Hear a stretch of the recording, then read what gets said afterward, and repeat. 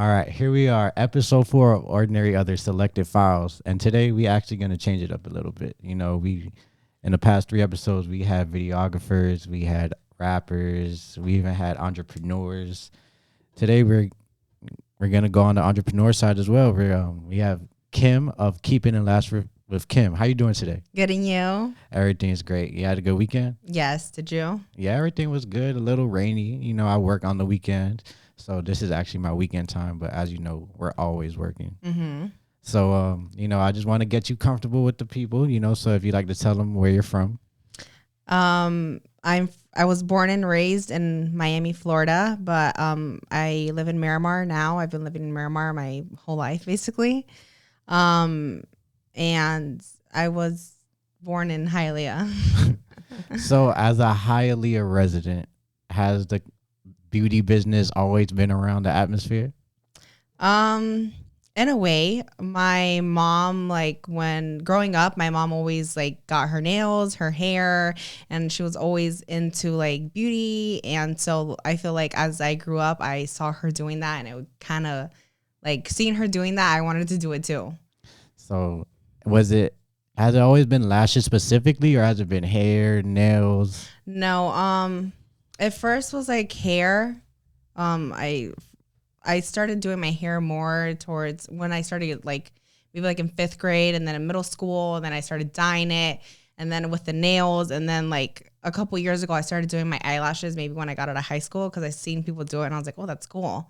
So you actually started after high school. Mm-hmm. I didn't know that. Oh wow.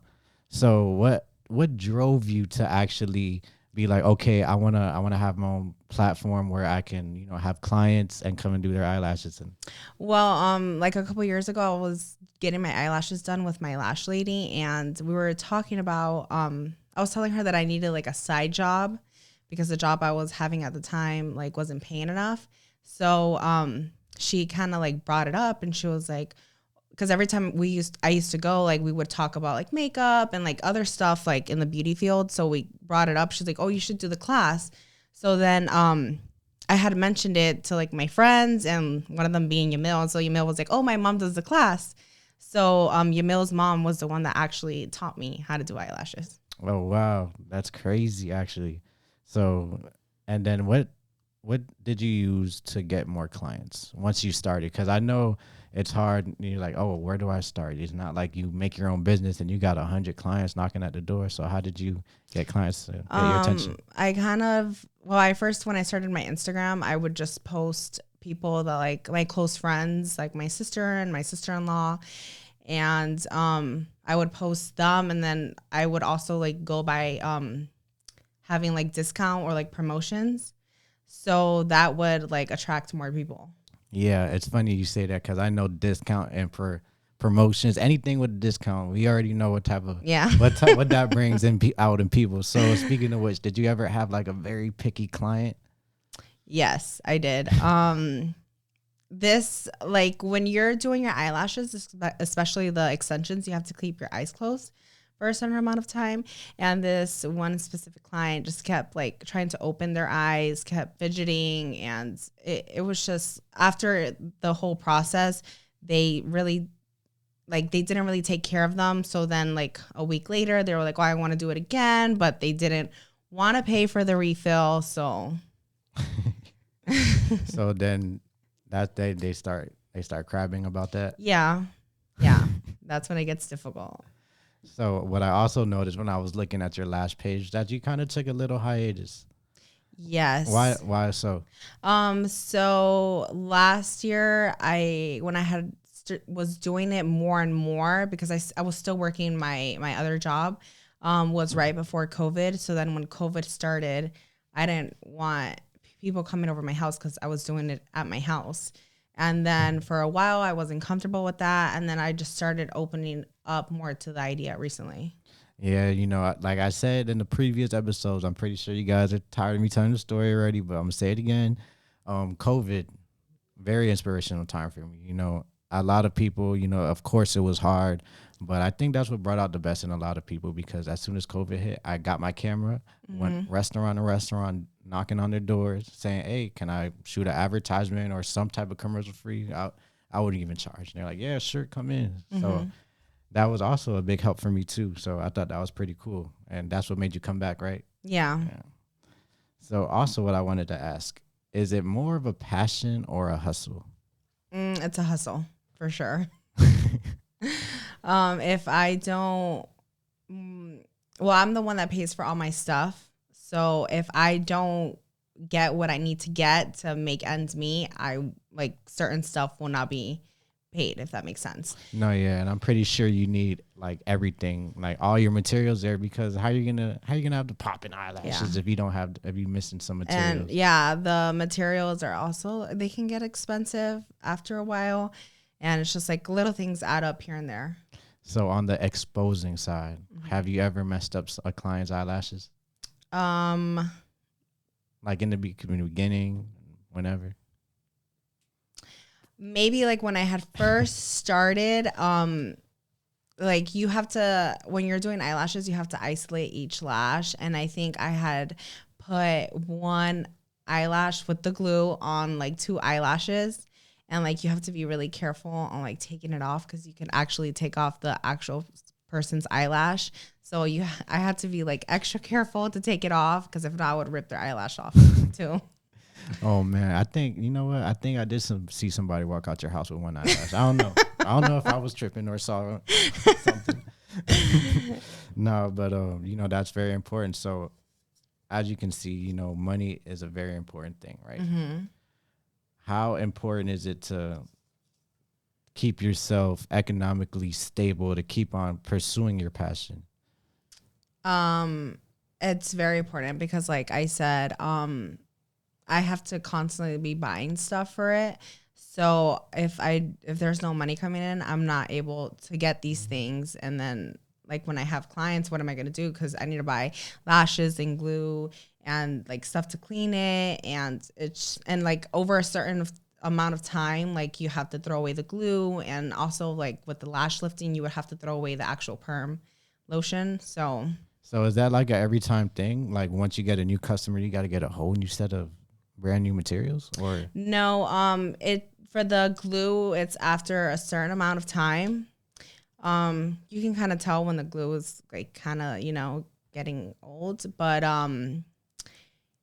for every client, I do clean everything, and I disinfect the whole area, and I do use brand new materials for that client, obviously, because you don't want to risk anything.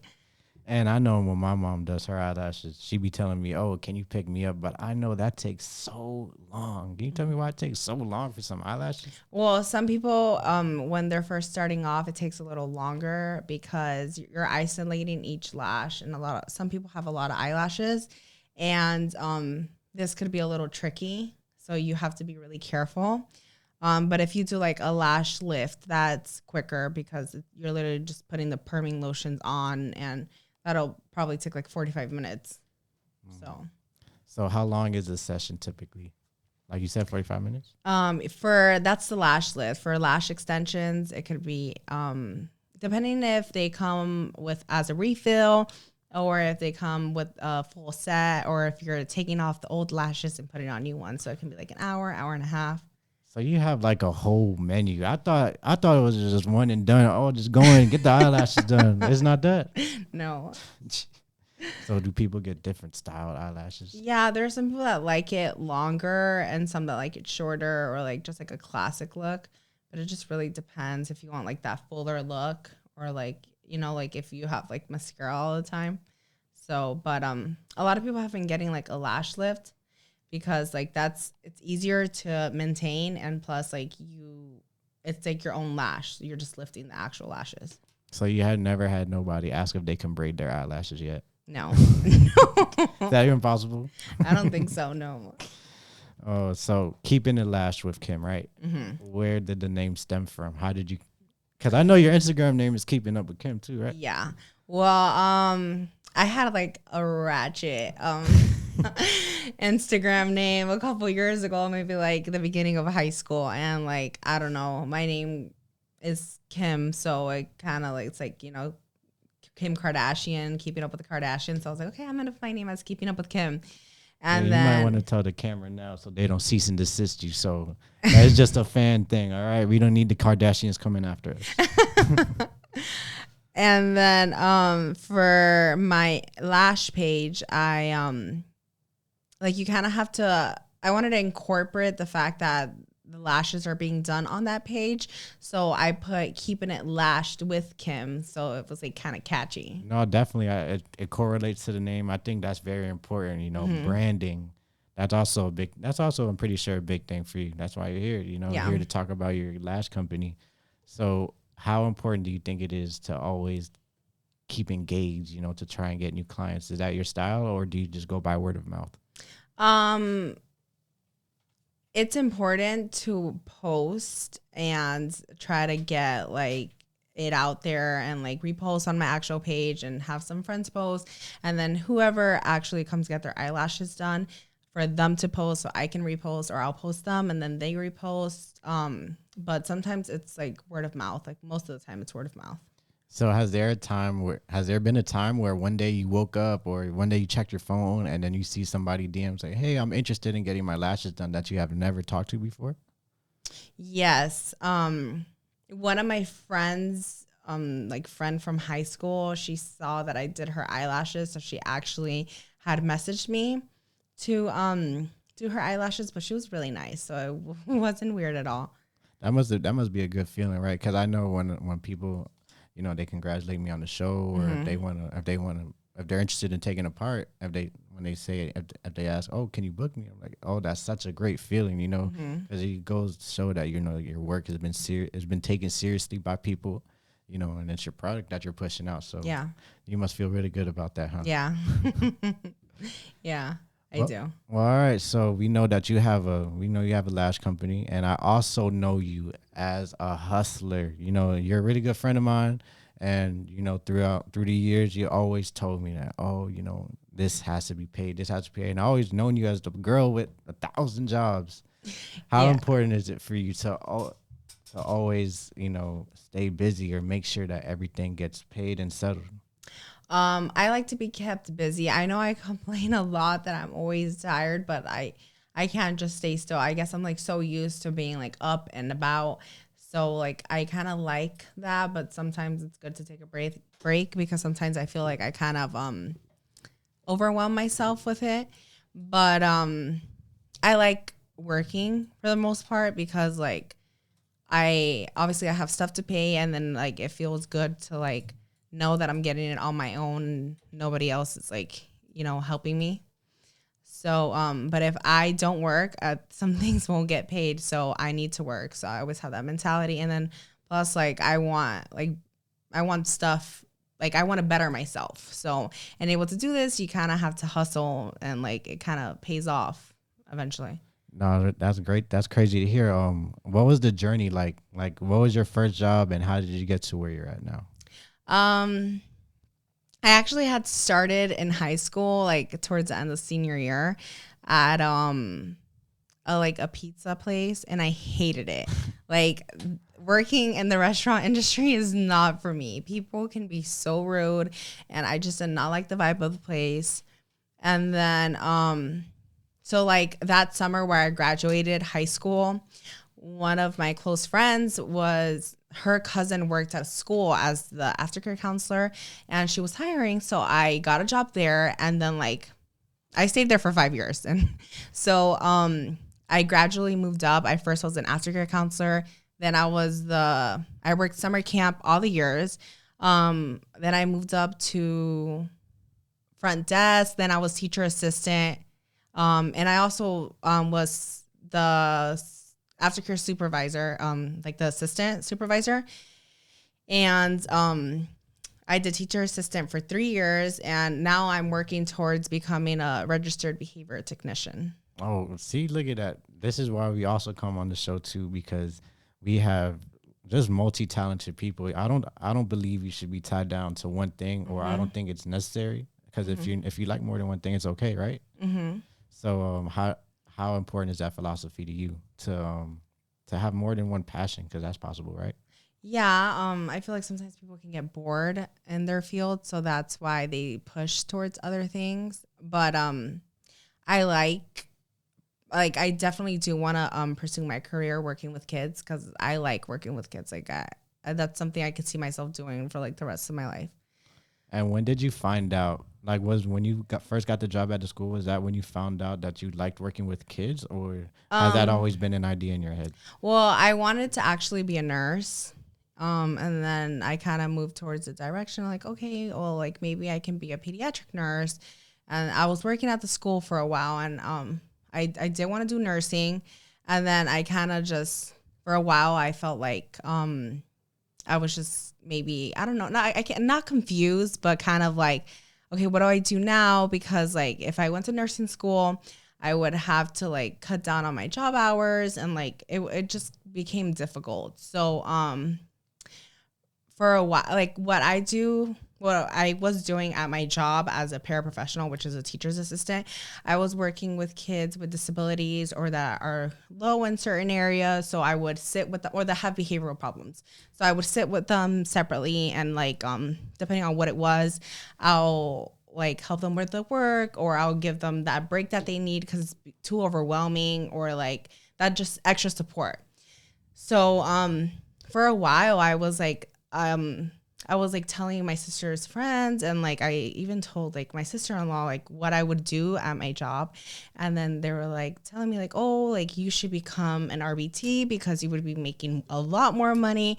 And then I never really looked into it until this past year, and it's like the same job description. Obviously there's going to be more challenging areas, but it's something I'm looking forward to. So I'm in the process of taking my exam, so I should be taking that within the next 2 weeks, and then I can look for a job. That's super exciting. And also what I've noticed, what you said is you're always, it goes back to the making sure you have ends meet, because you said that, oh, you know, you were thinking about it, but it didn't correlate with the hours of your job, right? Mm-hmm. So it's always important to keep that income coming in. I see. That's how it is with you. You got expensive taste, I'm guessing. Huh? Yeah.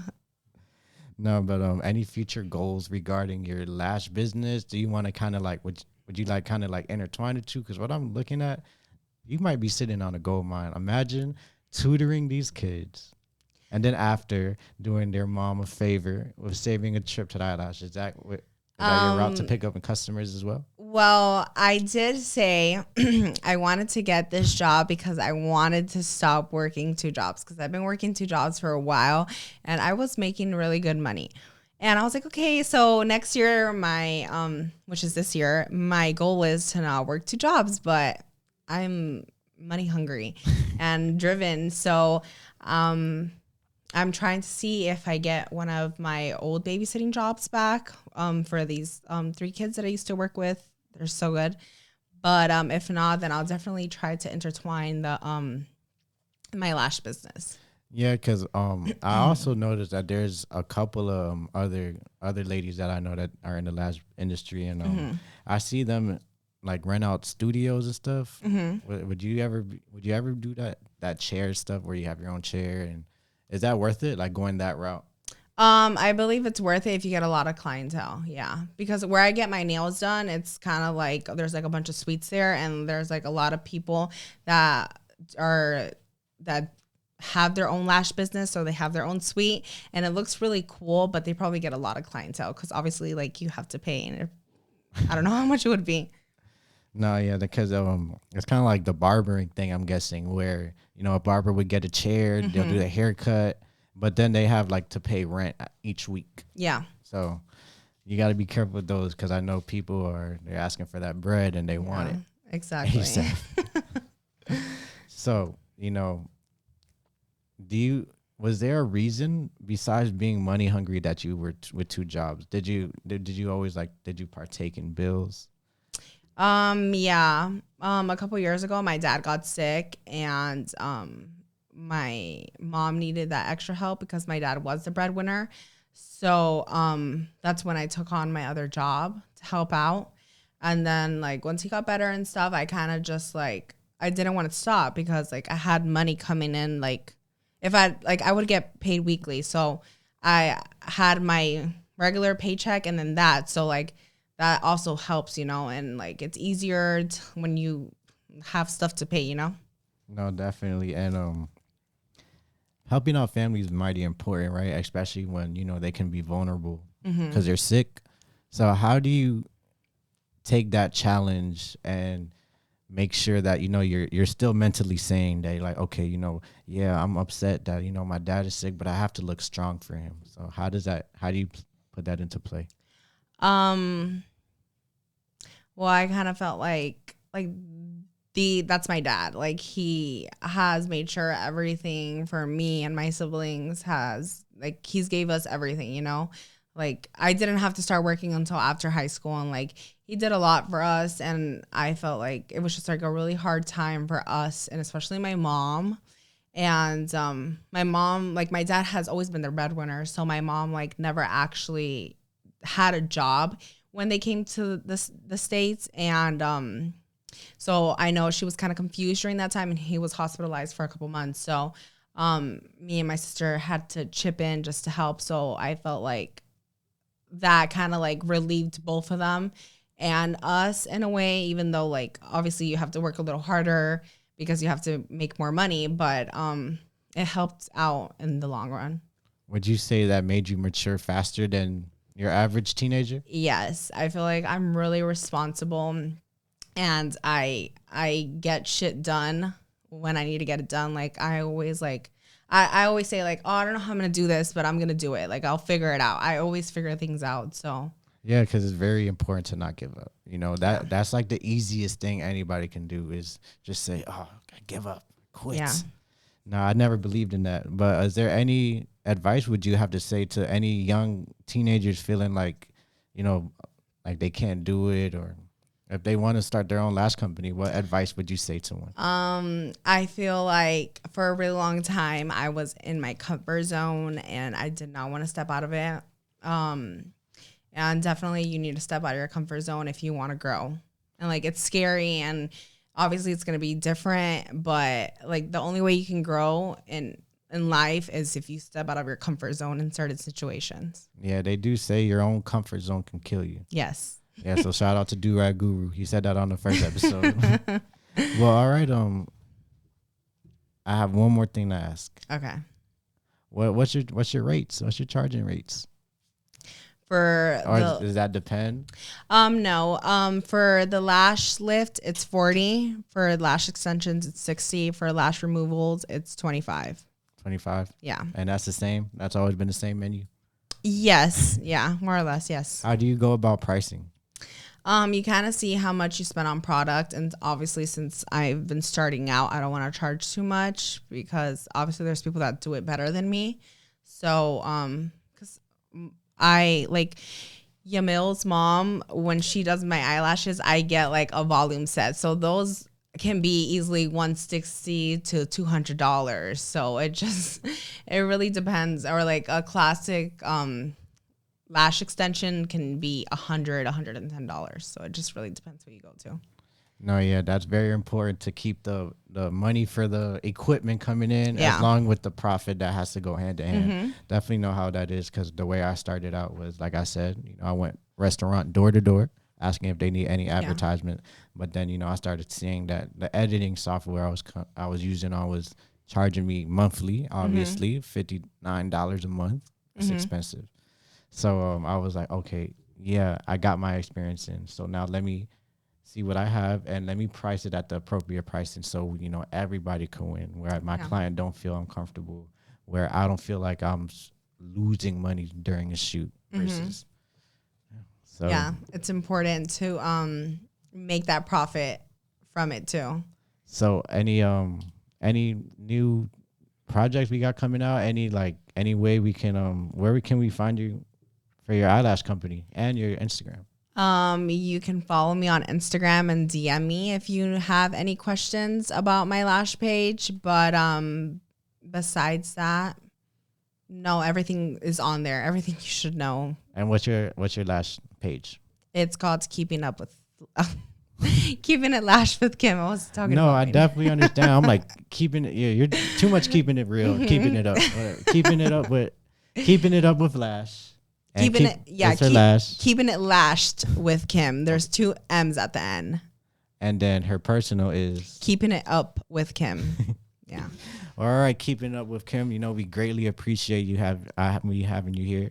You know, like I said, you're a really good friend of mine, so this means a lot. You know, thanks for participating. Thank you for inviting me on. No problem. And that's it. Episode 4. Episode 4 of Ordinary Others Selected Files. Thank you. Thank you.